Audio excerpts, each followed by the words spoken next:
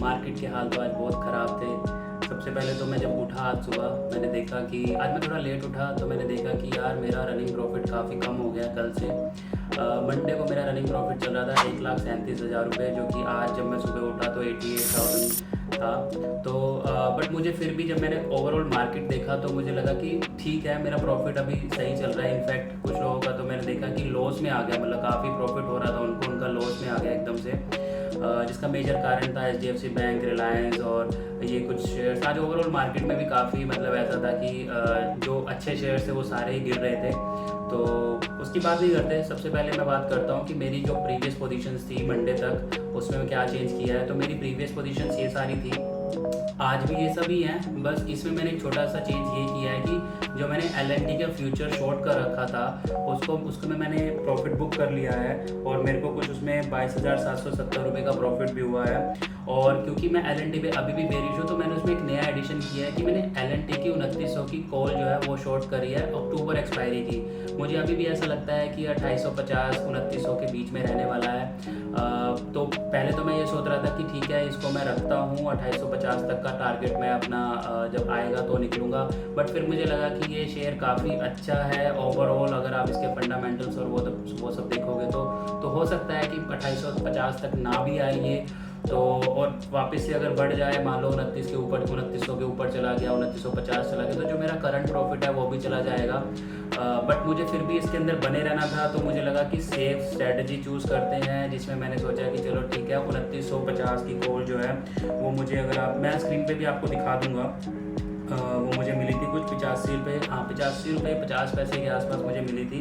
Exact 85.50 पे ही मैंने उसको सेल किया है, और अभी अगर आप देखो तो 80 रुपये उसका भाव चल रहा है, ठीक है। और मेरे को दिक्कत नहीं है, अगर ये 2950 अगर आप देखो तो 2985 तक मैं यहाँ सेफ, और जो मुझे लगता है कि 2985 नहीं आने वाला, एटलीस्ट अगली एक्सपायरी तक तो नहीं आने वाला। तो ये मेरा आज का एक ही ट्रेड मैंने किया है, और यही मैंने आपको बता दिया। अब हो सकता है कि अब आज रात तक अगर क्रूड ऑयल और सिल्वर में कुछ आता है तो वो मैं करूँगा। और जैसे मैंने बोला, क्रूड ऑयल के अंदर मुझे अभी भी लग रहा है कि जो है ये 7,000 तक दोबारा जाना चाहिए, और वो ठीक चल रहा है। अभी आज सुबह जो है 100-125 पॉइंट नीचे था, और उसमें मेरे को कुछ 1-2 हज़ार का प्रॉफिट भी हो रहा था। अभी मुझे 450 का लॉस हो रहा है। इट्स फाइन, कोई दिक्कत नहीं है। मैं आपको ना स्क्रीन रिकॉर्डिंग करके दिखा देता हूँ सब कुछ। 1 मिनट, मुझे बस 1 सेकेंड लगेगा। तो हाँ, ये देखो मैंने स्क्रीन रिकॉर्डिंग ऑन कर ली है। अगर आप देखो सबसे ऊपर क्रूड ऑयल, आज सुबह मुझे इसमें मतलब कुछ 500 हज़ार का प्रॉफिट भी हो रहा था। कल तक इसमें मुझे 3-4 हज़ार का लॉस हो रहा था, क्योंकि ये 7600 के भी ऊपर चला गया था। बट आज जैसे ही सुबह ओपन हुआ तो 100 रुपये नीचे था, और अभी भी मुझे लगता है कि ये 7,000 पे एक बार जाएगा, जिसमें मैं एक्सपेक्ट करता हूँ कि ये 270 वाली जो मेरी पुट है ये आराम से मुझे 500 होती दिख रही है आने वाले कुछ टाइम पे। अगर लगा कि नहीं हो रहा और ये फिर से यहीं पे झूम रहा है, आसपास खेल रहा है इधर उधर, तो मैं हो सकता है एक बार को इसमें से एग्जिट कर लूँगा। बट अगर इसमें 1-2 बार भी मोमेंटम आया इस मंथ में तो आराम से 7,000 पे चला जाएगा। तो देखते हैं क्या होता है। बाकी सिल्वर मेरा वैसे ही है, अदानी। अब आज क्या हुआ कि आज सबसे ज़्यादा जो मुझे स्टार्टिंग में जब मैं सुबह उठा था, मैंने बताया कि 88,000 का मुझे रनिंग प्रॉफिट चल रहा था। तो मैंने सबसे पहले देखा कि मेरे को कौन कौन से शेयर में लॉस हुआ है जिसकी वजह से ये ऐसा हुआ है। तो मेरा TCS वहीं था। इनफैक्ट TCS जो है वो 10-15 रुपये ऊपर था आज सुबह। और क्योंकि मैंने TCS का, अगर आप देखो, अक्टूबर मंथ का ले रखा है, देखो यहाँ पर ये TCS अक्टूबर मंथ की मैंने एक्सपायरी का ले रखा है फ्यूचर। तो पहले मैं सोच रहा था इसमें से एग्जिट करने का, क्योंकि एक्सपायरी नियर है, अगले हफ्ते एक्सपायरी है, और मैं फिर इसमें, क्योंकि मैं इसमें लॉन्ग हूँ अभी भी, मुझे लगता है 3700 तक आराम से जाना चाहिए, तो मैं अक्टूबर की खरीद लेता हूँ। बट जब मुझको रियलाइज़ हुआ कि ये तो ऑलरेडी अक्टूबर की है, तो फिर मैंने इसमें कोई चेंज नहीं करा। और क्योंकि ये अभी कल वाले प्राइस के आसपास ही क्लोज हुआ, तो अभी मेरे को कोई दिक्कत भी नहीं है इसके अंदर। अब उसके बाद जो मैंने देखा कि सबसे ज़्यादा गिरा हुआ था रिलायंस, और फिर NTPC लगातार बढ़ रहा था। आज भी NTPC में 2% तक की मूव आई थी, फिर वो सेकेंड हाफ में, मतलब 2 बजे के बाद गिरना शुरू हो गया था। 2 बजे या 2:30 बजे के आसपास का फिर वो गिरना शुरू हो गया था। तो मैंने देखा कि मुझे जो लॉस हो रहा है वो रिलायंस की वजह से हो रहा है। उसके बाद जो मुझे लॉस हो रहा है वो NTPC, ऑब्वियसली ये तो मेरे को बहुत ज़्यादा लॉस दे रहा है। दूसरा कुछ शेयर्स ऐसे थे जैसे चंबल फर्टिलाइज़र था उसके अंदर, और मैं बात करूँ जुबिलेंट फूड वर्क्स की, और तीसरा हाँ मारुति। अब आज पता नहीं मारुति में क्या हुआ कि वो 150 पॉइंट गिर गया, शायद इसी वजह से, क्योंकि पूरी मार्केट ही नीचे थी और जितने भी दिग्गज शेयर थे, जितने भी अपने सेक्टर के जो अच्छे शेयर्स माने जाते हैं, उन सब में आज गिरावट थी। तो इसलिए मुझे लगा कि शायद इसमें भी इस वजह से गिरावट आई है। कुछ देर ये ऊपर इसने रिकवरी करने की कोशिश की थी, 10,400 के ऊपर भी एक बार ये निकला था, बट फिर से मार्केट में गिरावट आ गई तो ये फिर से नीचे आ गया। अभी भी मुझे कोई दिक्कत नहीं है। मैं इसमें क्या करूँगा कि क्योंकि ये सितंबर की एक्सपायरी है और मेरे को इसको बुक तो करना पड़ेगा एनीवे, तो मैं नेक्स्ट हफ्ते तक इसमें देखता हूँ कि अगर मेरे को, और मैं बुक करूँगा इसको जैसे तैसे और फिर मैं लॉन्ग भी करूँगा। बट आज मैं ये सोच रहा था कि मारुति के अंदर मैं क्या करता हूँ कि एक कॉल को बेच देता हूँ, ठीक है, सॉरी पुट को बेच देता हूँ, क्योंकि मैं इसमें लॉन्ग हूँ। तो मैं सोच रहा था कि 10,500 की जो पुट है उसको मैं बेच देता हूँ और इसको मैं कवर कर लेता हूँ। बट फिर मुझे लगा कि नहीं, अभी वेट करते हैं, 10,500 के आसपास ये दोबारा चला जाएगा, कि जैसे फॉर एग्जांपल कल एक्सपायरी है। अभी मुझे ऐसा लग रहा है मार्केट में फिर से 2 दिन ऐसा होता है, मैं अपने एक्सपीरियंस से कह सकता हूँ, बैक टू बैक 2 दिन एक बार प्रॉफिट बुकिंग आती है। तो मार्केट अभी मुझे फिर से ऐसा लग रहा है कि 19,901 पे आज बंद हुआ है, अभी 5:13 हुए हैं।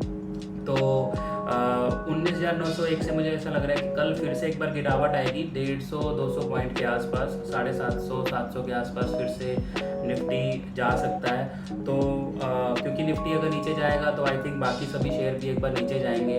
तो कोई बात नहीं, देखते हैं कल क्या होता है। बट एक्सपायरी है तो इस वजह से मैं एज्यूम कर रहा हूँ कि हो सकता है कि फिर से मार्केट में रैली आ जाए और इसको 20,000 के आसपास ले जाए। तो अगर मेरा जो मारुति का शेयर है, अगर वो 10,500 के आसपास आता है तो मैं इसमें कल की कल ही बुक कर लूँगा या इस वीक में बुक कर लूँगा, और फिर मैं रोल ओवर जो करूँगा वो अक्टूबर मंथ की एक्सपायरी में करूँगा, और फिर मैं देखूँगा कि मुझे क्या पुट शॉर्ट करना चाहिए या फ्यूचर में ही करना चाहिए। अभी तक मेरा माइंडसेट ये कहता है कि मुझे फ्यूचर में ही बने रहना चाहिए, क्योंकि मुझे ऐसा लगता है कि नेक्स्ट मंथ फिर से मारुति ऊपर जाएगा और 11,000 के आसपास फिर से ये होगा अगले मंथ में। फिर से नहीं, मतलब 11,000 के आसपास मुझे लगता है ये अगले महीने पहुंच जाना चाहिए। और मैंने आपको बताया मेरा लॉन्ग टर्म का जो टारगेट है वो 15,000 है मारुति के ऊपर, तो अभी मुझे कोई प्रॉब्लम नहीं है इसके अंदर। तो ओवरऑल आप देख सकते हो ये सारी मेरी पोजीशंस हैं जिसके अंदर मैंने कोई चेंज किया नहीं। आप मेरी प्रीवियस पोजीशन देख सकते हो, कुछ में प्रॉफिट हो रहा है, कुछ में लॉस हो रहा है। बट एट द एंड आज जब मार्केट क्लोज हुआ तो मुझे 1,20,000 के आसपास जो है प्रॉफिट अभी चल रहा है, जो कि कोई दिक्कत नहीं है, प्रोवाइडेड की मार्केट आज 231 रुपये आज गिरा हुआ है और मेरे को 17,000 का ही लॉस हो रहा है। अगर मैं कल के मुकाबले देखूं तो ठीक है, मुझे कोई प्रॉब्लम नहीं, क्योंकि मैंने शॉर्ट वगैरह कर रखे थे। और हाँ, एक अपडेट और दे देता हूँ कि जो मैंने सोचा था डेल्टा कॉप के अंदर, आप ये देखो डेल्टा कॉप के अंदर मैंने 3 रुपये 35 पैसे पे पुट ली थी 175 की, क्योंकि मुझे ऐसा लगा था कि इसने अभी प्रीवियस लो को ब्रेक करा है तो इसके अंदर 2-3% 4% के नीचे मूव आनी चाहिए। और मेरा जो टारगेट था इसके अंदर सितंबर मंथ का वो 160 रुपये के आसपास था। पर पता नहीं आज क्या हुआ कि सारी मार्केट नीचे है, सारे ऐसे शेयर्स नीचे हैं जिसमें अच्छी खासी रैली हुई थी या फिर जो कमज़ोर शेयर्स हैं, बट इसके अंदर ये गिरावट नहीं है। तो मुझे 3,780 का इसमें लॉस हो रहा है। बट अभी भी मैंने इसको बुक नहीं किया, क्योंकि जैसे मैंने बताया कि मैं ये ज़ीरो और हीरो वाली ट्रेड मान रहा हूँ। और मुझे लगता है कि अगर एक झटका आ गया इसके अंदर तो इसको आराम से 160 तक ले जाएगा, तो कि और फिर मेरे को अच्छा खासा प्रॉफिट होगा। तो ये है ओवरऑल मार्केट का। तो कुछ 3-4 पॉइंट्स नोट करने वाले हैं। एक कि मैंने LNT को अभी भी शॉर्ट कर रखा है, मैंने 2900 की कॉल बेची हुई है अगले मंथ की। दूसरा, निफ्टी के अंदर मुझे ऐसा लग रहा है कि एक और ट्रेडिंग सेशन आएगा कल का, जिसमें चांसेस ये हैं कि एक्सपीरियंस ये बोलता है कि 150-200 पॉइंट फिर से गिरेगा, बट क्योंकि एक्सपायरी है तो एक्सपायरी के कारण हो सकता है कि ये या तो 19,900 के आसपास ही बंद हो जाए या फिर ये 20,000 एक बार मतलब टच करेगा और फिर नीचे आएगा। मुझे ऐसा लग रहा है कि 19,900 के आसपास बंद होनी चाहिए एक्सपायरी वाले दिन। बट वैसे एक्सपीरियंस के बता रहा हूँ कि 80% मुझे ऐसा लग रहा है कि मार्केट फिर से 150-200 रुपये नीचे गिरेगा। 19,700 के आसपास होना चाहिए कल मार्केट, अगर एक्सपायरी ना होती तो। बट क्योंकि कल एक्सपायरी है तो मुझे ऐसा लग रहा है कि ये एक बार नीचे जाएगा फिर ऊपर आएगा, कुछ भी हो सकता है। बट 19,900 के आसपास ये क्लोज होगा कल का। और तीसरा पॉइंट ये है कि मैं डेल्टा कोप पे अभी देख रहा हूँ कि क्या होने वाला है। बट मेरे को ऐसा लग रहा है कि डेल्टा कोप पे अगर कल मूवमेंट आती है नीचे की तरफ और मिड कैप शेयर गिरते हैं तो ये आराम से 3-4% नीचे गिरना चाहिए। तो ये है अभी। बाकी सब मेरा ठीक चल रहा है। अदानी एक्सपो, अदानी एंटरप्राइज जो है मेरा 52 रुपये पे चल रहा है अभी, और कल ये कुछ 72 रुपये के आसपास क्लोज हुआ था। आज का लो इसका 45 है, तो मेरे को सही चल रहा है, मेरे को प्रॉफिट भी हो रहा है। जैसे मैंने बताया कि अगर ये 30 रुपीज़ के आसपास आता है तो मैं इसको प्रॉफिट बुक कर लूँगा इसके अंदर। एक अपडेट और है इसके साथ साथ कि अदानी एंटरप्राइज को 2500 पे मैंने शॉर्ट कर रखा है, 2500 की कॉल शॉर्ट कर रखी है। नेक्स्ट मंथ भी अगर ये मुझे इसमें पूरा प्रॉफिट हो जाता है और कोई मुझे मूव दिखती नहीं है ऐसी जिसकी वजह से मुझे डर लगे, तो मैं इसमें फिर से 2500 की कॉल शॉर्ट करने वाला हूँ। अक्टूबर मंथ की भी मुझे ऐसा लग रहा है कि ये 2500 वाली फिर से मुझे बैक टू बैक प्रॉफिट देके जाएगी। तो ये है मेरी ट्रेड्स। देखते हैं कल क्या होता है। कल का सेशन देखने के बाद फिर से एक वीडियो आएगी। Thank you.